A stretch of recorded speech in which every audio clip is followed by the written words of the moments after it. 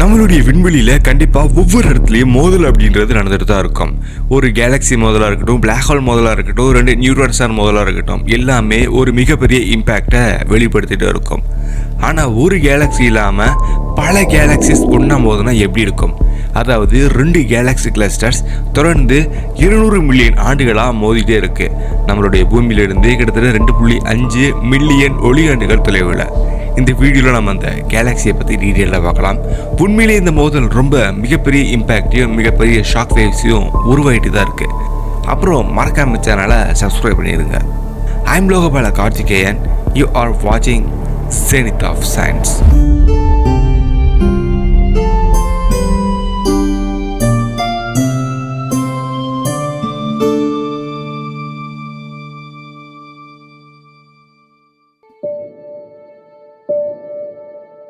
நாசாவோட Chandra X ray அப்படின்ற ஒரு space telescope வச்சு தான் இந்த பிரம்மாண்டமான 2 கேலக்சி கிளஸ்டரோட மோதலை விஞ்ஞானிகள் கணிச்சாங்க. 2 ராட்சத விண்மீன் கூட்டங்கள், அதாவது பிரம்மாண்டமான ஜெயிண்ட் கேலக்சி கிளஸ்டர்ஸ். ஒரு கேலக்சி அப்படின்னா கேலக்சி அப்படின்னலாம். ஆனால் பல கேலக்சி சேர்ந்து ஒரு மிகப்பெரிய ஒரு வெப், அதாவது ஒரு வலையை உருவாக்குனா அது நம்ம கேலக்சி கிளஸ்டர் அப்படின்னு நம்ம சொல்லலாம். இந்த 2 கேலக்சிஸ் மோதனால விண்வெளியில் கிட்டத்தட்ட 1.6 மில்லியன் ஒளியாண்டுக்கு ஒரு பிரம்மாண்டமான வேவ்ஸ் அப்படின்றது உருவாயிருக்கு. நமக்கு ஆல்ரெடி கேலக்சி கிளஸ்டருடைய மோதல் எந்த அளவுக்கு இம்பாக்டா இருக்கும் அப்படின்றது நமக்கு தெரியும். ஏன்னா இதுக்கு முன்னாடி நம்ம ஒரு சில கேலக்சி கிளஸ்டரை இம்பாக்டா இன்டெப்தா ஆராய்ச்சி பண்ணிட்டு இருக்கோம். அது என்னென்ன அப்படின்றத நம்ம தொடர்ந்தே பார்க்கலாம்.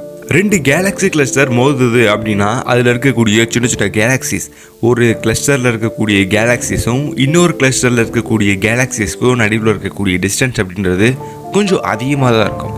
ஸோ இம்பேக்ட் அப்படின்றது கொஞ்சம் கம்மியாக இருக்கும். பட் மேஜர் இம்பேக்ட் அப்படின்றது நடக்காது, மைனர் இம்பேக்ட் அதிகமாக நடக்கும். ஆனால் விஞ்ஞானிகளுடைய கணிப்பு என்னன்னா, அதில் இருக்கக்கூடிய கேஸஸ் இன்ட்ராக்ட் ஆகிறனால தான் மிகப்பெரிய கெமிக்கல் ரியாக்ஷன் அப்படின்றது ஃப்யூச்சரில் உருவாகும் அப்படின்றத கன்ஃபார்மாக சொல்கிறாங்க. ஸோ இந்த மீடியத்தில் இருக்கக்கூடிய வாயுக்கள் தான் ரொம்ப சக்தி வாய்ந்த ஆற்றலை வெளியேற்றும் அப்படின்றத சொல்கிறாங்க. ஸோ இந்த பிரம்மாண்டமான அதிர்ச்சி அலைகள் நம்ம இங்கேருந்து பார்க்கும்போது கொஞ்சம் பிரம்மாண்டமாகவே இருக்கும். சந்திரா கண்டுபிடிச்ச இந்த கேலக்சி கிளஸ்டர்ஸோட மோதலுடைய பேர் Hubble 2146 அப்படின்றது தான். இதுக்கு முன்னாடி நம்ம பல கேலக்சி கிளஸ்டர் பார்த்துருக்கோம். ஈவன் இதுக்கு முன்னாடி 2 நம்ம பார்த்துருக்கோம்னு நம்ம சொல்லலாம். இந்த கேலக்சி கிளஸ்டர் நம்மளுடைய பூமியிலிருந்து கிட்டத்தட்ட 2.8 பில்லியன் ஒளியாண்டுகள் தொலைவில் இருக்குது. அதாவது இதுக்கு முன்னாடி பார்த்த 2 கேலக்சி கிளஸ்டர்னா ஒன்று புல்லட் கிளஸ்டர், இன்னொன்று Hubble 520 அப்படின்றத நம்ம சொல்லலாம். இங்கிலாண்டில் இருக்கக்கூடிய நாட்டிங்ஹாம் அப்படின்ற பல்கலைக்கழகத்தை சேர்ந்த ஒரு வானியலாளரான ஹெலன் ரசல் அப்படின்றவர், அவருடைய தலைமையில் இருக்கக்கூடிய அவருடைய கொலீஜஸ் எல்லாமே சேர்ந்து சந்திராவில் இருக்கப்பட்ட பல டேட்டாவை அனலைஸ் பண்ணாங்க. மொத்தம் 23 நாட்கள் தொடர்ந்து இந்த Hubble 2146 அப்படின்ற கேலக்சி கிளஸ்டருடைய மோதலை அவங்க ரொம்ப இன்டெப்தாவே பார்த்துட்டு இருந்தாங்க.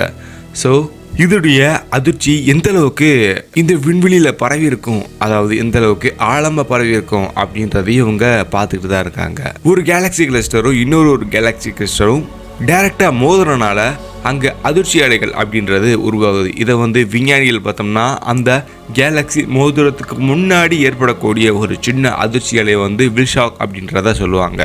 அதாவது பௌஷாக் அப்படின்னு நம்ம சொல்லலாம். அதை நம்ம எதுடைய கம்பேர் பண்ணோம்னா, தண்ணியில் ஒரு கப்பல் போகுதுன்னா அந்த கப்பலுடைய முன்பகுதியில் தண்ணி விளக்கப்படும் இல்லையா, இந்த மாதிரியான ஷாக் வேவ் அப்படின்றது அது இம்பேக்ட் ஆகிறதுக்கு முன்னாடி கொஞ்சம் உருவாகுது. அதுக்கப்புறம் பார்த்தோம்னா அது இம்பேக்ட் ஆகும்போதும் இம்பேக்ட் ஆனதுக்கு பின்னாடியும் பல அதிர்ச்சி அலைகள் உருவாகுது. அதை விஞ்ஞானிகள் அப்ஸ்ட்ரீம் வேவ் அப்படின்வாங்க. அதாவது அப்ஸ்ட்ரீம் அதிர்ச்சி அப்படின்னு நம்ம சொல்லலாம். ரசலோட குழு இந்த அதிர்ச்சியோட நீளத்தையும் கணக்கு பண்ணாங்க. அதாவது இது 1.6 மில்லியன் ஒளியாண்டுகள் நீளமாக இருக்கும் அப்படின்றத கன்ஃபார்மும் பண்ணாங்க. முக்கியமாக இந்த வில்ஷாக் அப்படின்றோம் இல்லையா, இதோடைய விஷயத்தில். ஆனால் முதல் முறையாக அதோடைய அகலத்தையும் இந்த வில்ஷாக் வந்ததுக்கு அப்புறம் உருவான அதோடைய டிஸ்டன்ஸையும் இவங்க ரொம்ப டீட்டெயிலாக அனலைஸ் பண்ணி கன்ஃபார்ம் பண்ணாங்க. இந்த பௌஷாக், அதாவது இந்த வில்ஷாக்குடைய அகலம் பார்த்தோம்னா கிட்டத்தட்ட 55,000 ஒளியாண்டுகள் அப்படின்னும், இதுக்கு மேலே இருக்கக்கூடிய இன்னும் ஒரு சில அதிர்ச்சிகளுடைய அகலம் பார்த்தோம்னா 35,000 ஒளியாண்டுகள் அப்படின்றதையும் சந்திரா எடுத்த டேட்டா படி நமக்கு தெரிய வந்திருக்கு. இதுவும் இந்த ரசலோட இன்னொரு குரூப் பார்த்தோம்னா இந்த ஸ்ட்ரீமில் எந்த அளவுக்கு வெப்பம் உருவாகும் அப்படின்றதையே இவங்க கணிச்சிருக்காங்க. அதாவது கிட்டத்தட்ட 6லிருந்து 8 கிலோ எலக்ட்ரான் வோல்ட் இருக்கலாம் அந்த வாயுவோட ஆற்றல் அப்படின்றத கவனிச்சிருக்காங்க. குறிப்பாக இந்த அப்ஸ்ட்ரீமுடைய வெப்பநிலை 6லிருந்து 8 கிலோ எலக்ட்ரான் வோல்ட் அப்படின்னா அங்கே இருக்கக்கூடிய வெப்பநிலையை தான் நம்ம கன்ஃபார்மாக சொல்லணும். அது மட்டும் இல்லாமல் இந்த 2 கேலக்ஸி கிளஸ்டர் மோதுது அப்படின்னா நம்ம 2 வகையாக சொல்லலாம். நம்ம இங்கிருந்து பார்க்கும்போது அந்த மீடியத்துடைய வெளிப்புறத்தில் இருக்கக்கூடிய நிகழ்வு, அது மட்டும் இல்லாமல் இந்த கேலக்ஸி கிளஸ்டருடைய மையம் அல்லது இது உள்புறத்தில் என்னென்ன மாதிரியான மாற்றங்கள் உண்டாகும் அப்படின்றதையும் நம்ம பார்க்கலாம். ஸோ இந்த 2 வகையில் பார்க்கும்போது இந்த கேலக்ஸி கிளஸ்டருடைய உள்ளே இருக்கக்கூடிய மீடியத்தில் அங்கே இருக்கக்கூடிய துகள்கள் சீரான முறையில் இயங்கிறதே இல்லை. ஸோ இதோடைய வேகம் கொஞ்சம் அதிகமாக தான் இருக்குது. வினாடிக்கு 290 கிலோமீட்டர் அப்படின்ற வேகத்தில் இதில் இருக்கக்கூடிய துகள்கள் அப்படின்றது சீரற்ற முறையில் செயல்படுறதை நம்ம கண்டுபிடிச்சிருக்கோம். அதாவது கிட்டத்தட்ட 6,50,000 மைல் பெர் செகண்ட். ஸோ ஒவ்வொரு கேலக்ஸி கிளஸ்டர், அதாவது ஒரு கேலக்ஸி கிளஸ்டரில் இருக்கக்கூடிய துகள் இன்னொரு கேலக்ஸி கிளஸ்டரை டைரெக்டாக இம்பேக்ட் ஆகிறதுக்கு கொஞ்சம் லேட் ஆகும். இந்த வேகத்தில் நம்ம சொல்லணும்னா கிட்டத்தட்ட 200 மில்லியன் ஆண்டுகளுக்கு மேலே இந்த மோதல் அப்படின்றது தொடர்ந்து நடந்துகிட்டே இருக்குது.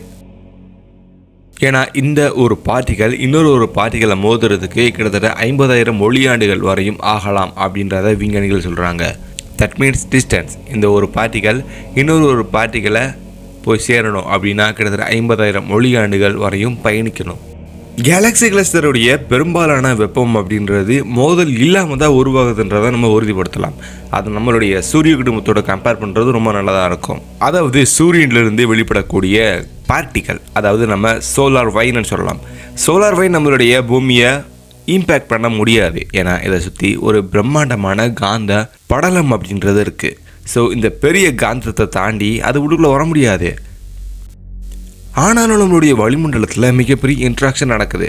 இது அவ்வளோவா மோதல் இல்லாமல் தான் நடக்குதுன்னு நம்ம சொல்லலாம். இந்த இடத்துல சின்ன சின்ன வெப்பங்கள் அப்படின்றது உருவாகும். இதே மாதிரியான நிகழ்வு தான் அங்கே நடக்கலாம்ன்றது விஞ்ஞானிகள் ஆணித்தரமாக சொல்கிறாங்க. என்ன ஏதோ ஒரு பிரம்மாண்டமான கேலக்ஸி கிளஸ்டரை நம்ம பார்த்துட்டோம். இந்த மோதல் அப்படின்றது கண்டிப்பாக உங்களை ஆச்சரியப்படுத்தும் அப்படின்றத நினைக்கிறேன். ஏன்னா இது 200 மில்லியன் ஆண்டுகளாக தொடர்ந்து நடந்துகிட்டே இருக்குது. இதோடைய நீளமாக இருக்கட்டும் அகலமாக இருக்கட்டும் எல்லாமே நம்மளை ஆச்சரியப்படுத்த தான் செய்யுது. இப்போ நம்ம இந்த ஸ்பேஸ் கொஸ்டினை பார்க்கலாம். இந்த இடத்துல, அதாவது இந்த கேலக்ஸி கிளஸ்டரில் ஒரு பார்ட்டிகள் இன்னொரு பார்ட்டிகளை போய் சேர்றதுக்கு ரொம்பவே நாளாகும், வருடமாகும். அது எவ்வளோ ஸ்பீடில் நகருது, இதான் என்னுடைய கேள்வி. இதுக்கான ஆப்ஷன் பார்த்தோம்னா option A 300 kilometre per second, option B 500 kilometre per second, option C 290 kilometre per second, option D 110 kilometre per second. உங்களுடைய ஆன்சரை மறக்காமல் ஜோஸ் ஹேஸ் 23 ஸ்பேஸ் உங்களுடைய ஆன்சர், ஸ்பேஸ் உங்களுடைய நேம் வித் லொக்கேஷனை மறக்காமல் 9092994105 அப்படின்ற நம்பருக்கு நீங்கள் நார்மலாக எஸ்எம்எஸ் பண்ணுங்கள்.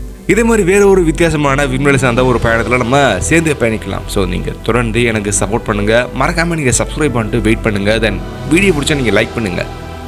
அடுத்த வீடியோவில் நம்ம கண்டிப்பாக பார்க்கலாம். அதுவரை உங்களிடம் விடைபெறுவது நான் உங்கள் லோகபால கார்த்திகேயன். தேங்க்யூ ஃபார் வாட்சிங். See you next video. Bye. மரம் வளர்ப்போம், வரும் கால சந்ததிகளை காப்போம்.